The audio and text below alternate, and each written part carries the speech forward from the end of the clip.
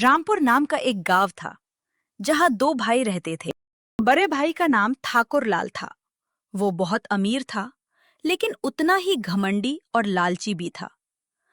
उसके पास धन दौलत की कोई कमी नहीं थी, फिर भी उसकी और अधिक पाने की लालसा कभी खत्म नहीं होती थी। वहीं दूसरी ओर उसका छोटा भाई रामू था, जो बहुत गरीब था, लेकिन मेहनती और ईमानदार था। रामू खेतों में दिन रात मेहनत करता था। कड़ी धूप में भी उसके माथे से पसीना टपकता रहता था, लेकिन उसने कभी ईमानदारी और मेहनत का साथ नहीं छोड़ा।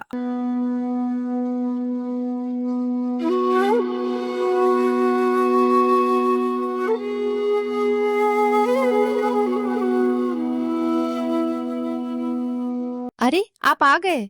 आइए बैठ जाइए, आप थक गए होंगे। हाँ भाग्यवान, आज बहुत थक गया हूँ। अच्छा बताओ तो सही, आज खाने में क्या बना है? जी, आज के लिए तो खाना बन गया है।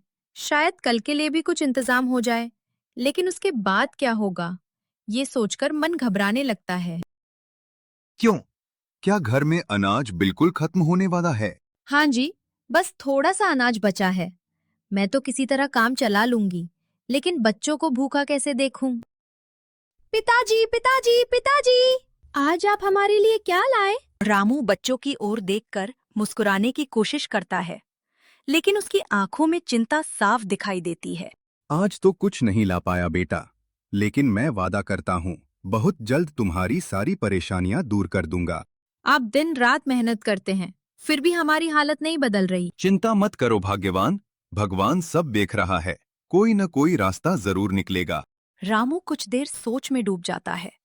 फिर अचानक उसके मन में एक विचार आता है। मैं कल सुबह बड़े भैया ठाकुर लाल के पास जाऊंगा, शायद वे हमारी मदद कर दें।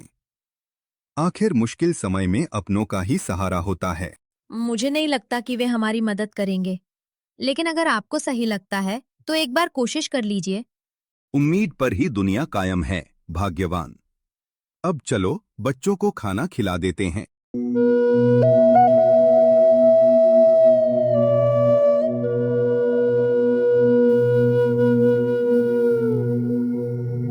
अगली सुबह रामू जल्दी उठ जाता है। वो घर के बाहर खड़ा होकर कुछ देर सोचता है। क्या आप सचमुच ठाकुर लाल जी के पास जाने वाले हैं? हाँ भाग्यवान, आखिर वे मेरे बड़े भाई हैं, शायद हमारी मजबूरी समझकर मदद कर दें। भगवान करे ऐसा ही हो। पिताजी, पिताजी, पिताजी। रामू बच्चों के सिर पर प्यार से हाथ फेरता है। तुम दोनों अच्छे से रहना, मैं जल्दी वापस आऊंगा। बाबा, हमारे लिए मिठाई लेकर आना। रामू मुस्कुराने की कोशिश करता है। जरूर बेटा। रामू अपनी पुरानी चप्पल पहनता है और ठाकुर लाल की हवेली की ओर चल पड़ता है। रास्ते भर वो यही सोचता रहता है कि बड़े भाई उसकी मदद करेंगे या नहीं। रामू के मन में उम्मीद की एक छोटी सी किरण थी। उसे विश्वास था कि मुसीबत के समय अपना ही साथ देता है, लेकिन उसे क्या पता था कि उसकी यह उम्मीद जल्द ही टूटने वाली थी। रामू काफी देर पैदल चलने के बाद ठाकुर लाल की विशाल हवेली के सामने पहुंचता है। हवेली के बाहर नौकर चाकर काम में लगे हुए हैं। अरे रामू भैया, आप यहाँ? मुझे बड़े भैया से कुछ जरूरी बात करनी है। रामू हवेली के अंदर जाता है। ठाकुर लाल अपनी आलीशान हवेली के सोफे पर आराम से बैठा हुआ था। नौकर चाकर उसकी सेवा में लगे हुए थे और वह बड़े गर्व से अपने ठाट बाट का आनंद ले रहा था। प्रणाम बड़े भैया। अरे रामू, आज इधर कैसे आना हुआ? भैया, घर की हालत ठीक नहीं है, अनाज लगभग खत्म हो चुका है। अगर आप थोड़ी मदद कर दें तो मैं फसल कटते ही आपका सारा उधार चुका दूंगा। ठाकुर लाल का चेहरा कठोर हो जाता है। रामू, तुम कब तक दूसरों के सहारे जीते रहोगे? मेहनत करना सीखो। भैया, मैं दिन रात मेहनत करता हूँ, बस इस बार किस्मत ने साथ नहीं दिया। किस्मत को दोष मत दो। अगर मैं तुम्हारी मदद करने लगूं तो पूरे गांव का बोझ मेरे सिर पर आ जाएगा। मैं भीख नहीं मांग रहा भैया, बस थोड़े दिनों के लिए सहारा मांग रहा हूँ। मैंने कह दिया ना, मेरे पास तुम्हारे लिए कुछ नहीं है। अब जाओ यहां से। रामू कुछ पल चुप रहता है। उसकी आंखें नम हो जाती हैं। ठीक है भैया, आपको परेशान करने के लिए क्षमा चाहता हूँ। रामू धीरे धीरे हवेली से बाहर निकल जाता है। रामू टूटा जरूर था, लेकिन हारा नहीं था। उसे अभी भी विश्वास था कि भगवान किसी न किसी रूप में उसकी मदद जरूर करेंगे।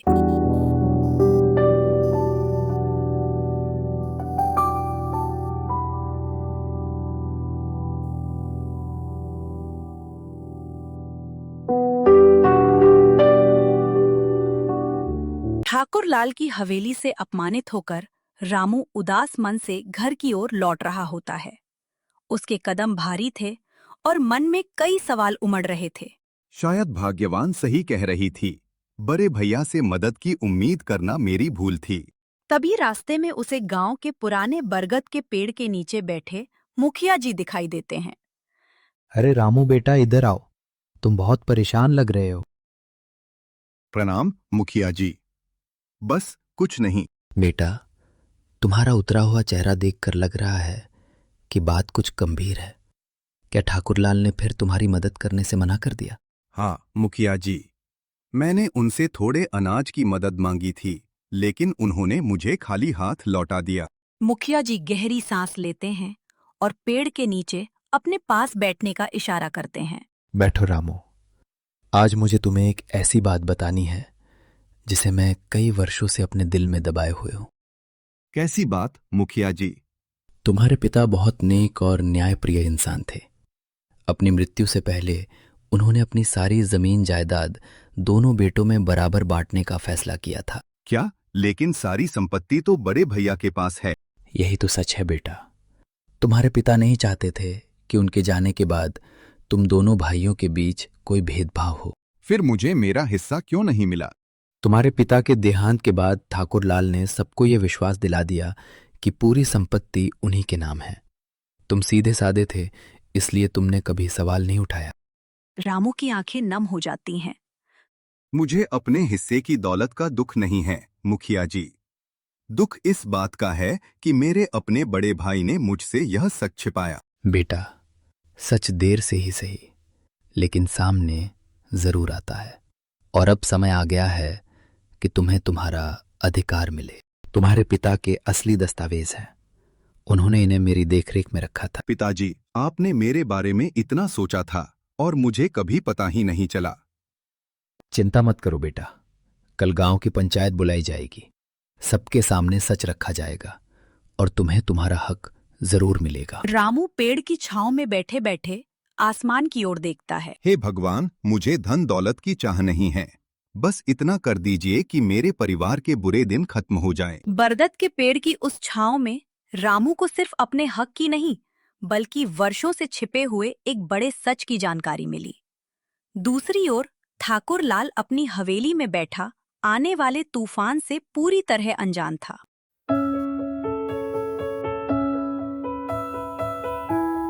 अगले दिन पूरे गांव में पंचायत बुलाए जाने की खबर फैल जाती है। गांव वाले बरगद के पेड़ के नीचे इकट्ठा होने लगते हैं। आखिर इतनी अचानक पंचायत क्यों बुलाई गई है? सुना है ठाकुरलाल और रामू के परिवार का कोई पुराना मामला है। कुछ ही देर में ठाकुर लाल अपने नौकरों के साथ वहां पहुंच जाता है। मुखिया जी, इतनी जरूरी क्या बात थी कि पंचायत बुलानी पड़ी? उसी समय रामू भी वहां पहुंच जाता है। आज यहाँ वर्षों पुराने एक अन्याय का फैसला होने वाला है। अन्याय? और वो भी मेरे द्वारा? ये कैसा मजाक है? ये मजाक नहीं है ठाकुरलाल। तुम्हारे पिता ने अपनी संपत्ति दोनों बेटों में बराबर बांटने का निर्णय लिया था। ये सुनते ही गांव वाले आपस में बातें करने लगते हैं। क्या? तो फिर रामू के हिस्से की जमीन कहाँ गई? झूठ! ये सब झूठ है। अगर ये झूठ है तो फिर इन कागजों को क्या कहोगे? मुखिया जी सबके सामने पुराने दस्तावेज निकालते हैं। इन पर तुम्हारे पिता की मुहर और हस्ताक्षर मौजूद हैं। ठाकुर लाल के चेहरे का रंग उड़ जाता है। भैया, अगर आपने पहले ही सच बता दिया होता तो शायद आज यह दिन देखने की नौबत नहीं आती। मैं पंचायत का फैसला है कि रामू को उसकी पूरी जमीन और संपत्ति का हिस्सा लौटाया जाए। पूरा गांव इस फैसले का समर्थन करता है। हाँ, रामू को उसका हक मिलना ही चाहिए। रामू की आंखों में आंसू आ जाते हैं। मुझे अपने हक से ज्यादा खुशी इस बात की है कि आज मेरे पिता की इच्छा पूरी हो गई। सालों बाद रामू को उसका अधिकार मिलने जा रहा था, लेकिन ठाकुर लाल की परीक्षा अभी बाकी थी। पंचायत समाप्त होने के बाद ठाकुर लाल गुस्से से अपनी हवेली लौट आता है। नहीं, मैं अपनी आधी संपत्ति रामू को नहीं दूंगा। इतने सालों से जिस दौलत पर मेरा अधिकार है उसे मैं किसी के साथ नहीं बांट सकता। ठाकुरलाल गुस्से में कमरे में टहलने लगता है। मालिक, लेकिन पंचायत का फैसला तो सबके सामने हो चुका है। फैसला चाहे जो भी हो, मैं इतनी आसानी से हार मानने वाला नहीं हूं। उसी समय ठाकुरलाल का पुराना मुनीम उसके पास आता है। मालिक, अगर आप पंचायत के फैसले का विरोध करेंगे तो पूरे गांव में आपकी बदनामी हो जाएगी। मुझे किसी की परवाह नहीं, मैं कोई रास्ता निकालूंगा। कुछ देर सोचने के बाद ठाकुरलाल के चेहरे पर एक चालाक मुस्कान आ जाती है। अगर रामू को उसकी जमीन मिल भी जाए तो मैं उसे संभालने नहीं दूंगा। आखिर वो एक गरीब किसान है।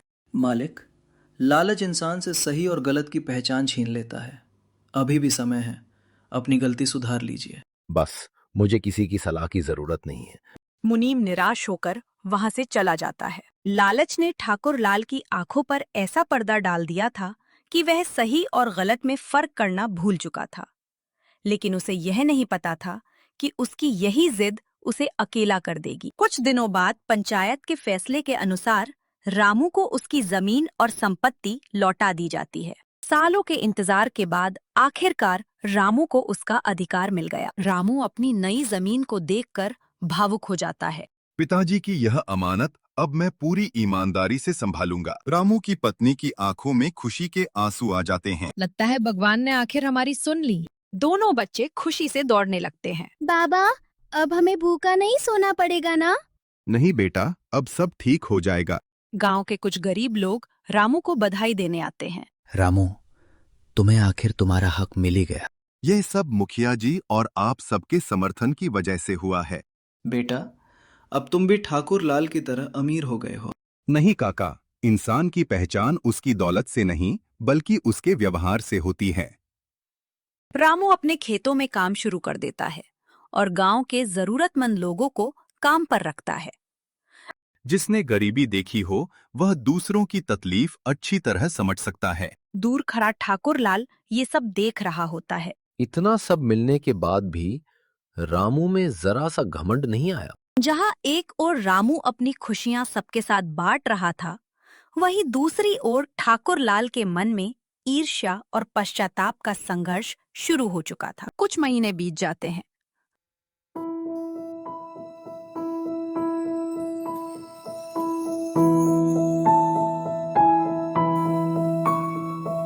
समय के साथ रामू की जिंदगी पूरी तरह बदल चुकी थी, लेकिन दौलत आने के बाद भी उसके स्वभाव में कोई बदलाव नहीं आया। रामू अपने खेतों में काम कर रहा होता है। रामू भैया, इस साल फसल खराब हो गई है, घर चलाना मुश्किल हो रहा है। चिंता मत करो, कल से तुम मेरे खेतों में काम पर आ जाना।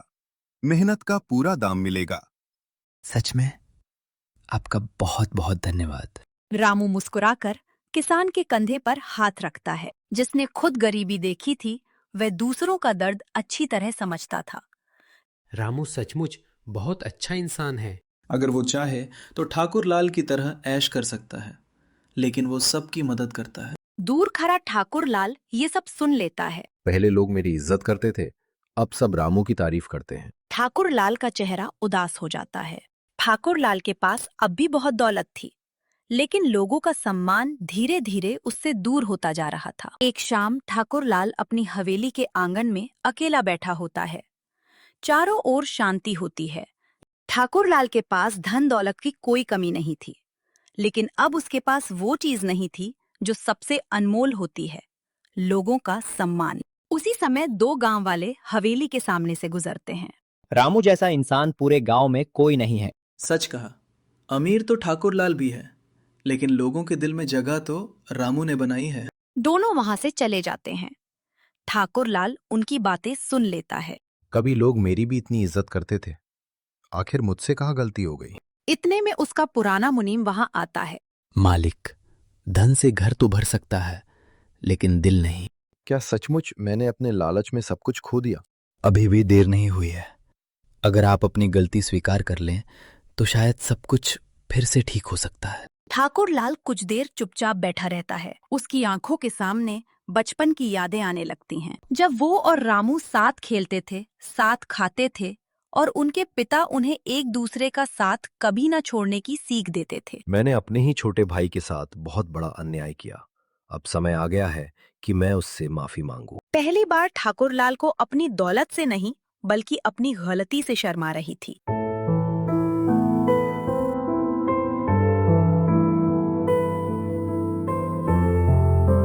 अगली सुबह ठाकुर लाल धीरे धीरे रामू के घर की ओर बढ़ता है। उसके चेहरे पर पछतावा साफ दिखाई दे रहा होता है। रामू अपने आंगन में बैठा कुछ काम कर रहा होता है। तभी उसकी नजर ठाकुर लाल पर पड़ती है। अरे बड़े भैया, आप यहाँ? ठाकुर लाल कुछ पल चुप रहता है, फिर सिर झुकाकर रामू के सामने खड़ा हो जाता है। रामू, मुझे माफ कर दो। मैंने लालच में आकर तुम्हारे साथ बहुत बड़ा अन्याय किया। भैया, मैंने तुम्हारा हक छीन लिया, तुम्हें अपमानित किया और मुश्किल समय में तुम्हारा साथ भी नहीं दिया। आज मुझे अपनी हर गलती का एहसास हो गया है। ठाकुर लाल की आंखों से आंसू बहने लगते हैं। अगर हो सके तो अपने इस बड़े भाई को माफ कर देना। रामू कुछ क्षण चुप रहता है, फिर आगे बढ़कर ठाकुर लाल के कंधे पर हाथ रखता है। भैया, रिश्ते टूटने के लिए नहीं, जुड़ने के लिए होते हैं। अगर आपको अपनी गलती का एहसास हो गया है तो मेरे मन में आपके लिए कोई शिकायत नहीं है। तभी वहां मुखिया जी आ जाते हैं। आज तुम्हारे पिता की आत्मा को सच्ची शांति मिली होगी। आज से ये दौलत सिर्फ मेरी नहीं, हम दोनों भाइयों की है और हम मिलकर गांव के हर जरूरतमंद की मदद करेंगे। यही तो सच्ची अमीरी है भैया। उस दिन के बाद दोनों भाइयों ने मिलकर पूरे गांव की भलाई का काम किया। ठाकुर लाल ने लालच छोड़ दिया और रामू ने अपने बड़े भाई को पूरे दिल से अपना लिया। लालच इंसान को अपनों से दूर कर देता है, जबकि सच्चाई, ईमानदारी और क्षमा रिश्तों को फिर से जोड़ देती है।